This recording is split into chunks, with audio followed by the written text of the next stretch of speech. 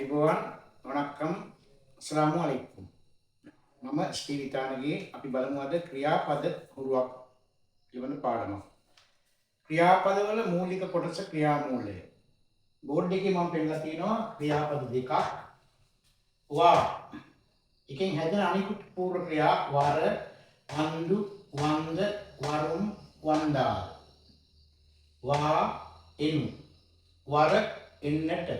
වන්දු ඇවිත්. වන්ද ආපු. වරුම් එන. වන්දාල් ආව. පෝ යනු. පෝහ යන්නට.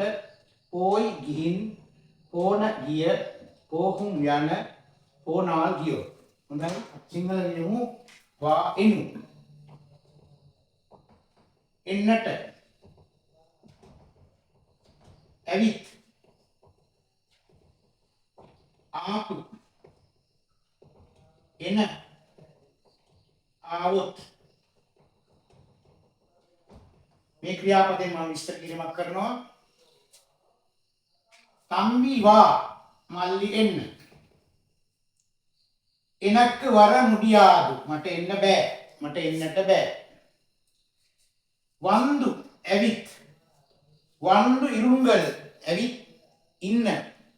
වන්ද චාපිටුංගල් ඇවිත් කන්න. වන්ද පාරුංගල් ඇවිත් බලන්න. වන්ද එළුතුංගල් ඇවිත් ලියන්න.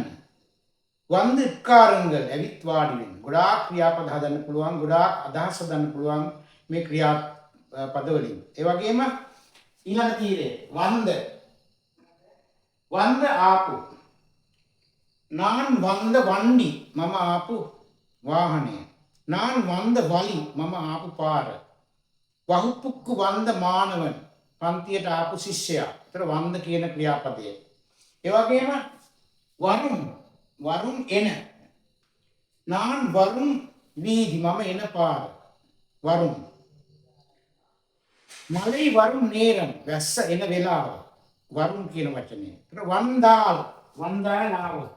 වන්දාල් ආවොත්. එනී වන්දාල් නානුම් වාරන්. ඔය ආවොත් මාත් වෙනවා. நீங்கள் வந்தால் நானும் வாரேன். யாவத் மாத்தෙනවා. இன்று அப்பா வந்தால் நல்லது. அது தாத்தாவுත් හොඳයි. மழை வந்தால் நீங்க என்ன செய்வீங்க? වැස්සාවොත් ඔයා මොකද කරන්නේ? එතකොට මේ ක්‍රියාපද භාවිතය පාඩමක් විදියට අපි YouTube නාලිකාව හරහා ඔයගොල්ලන්ට ඉදිරිපත් කරන්න බලාපොරොත්තු වෙනවා.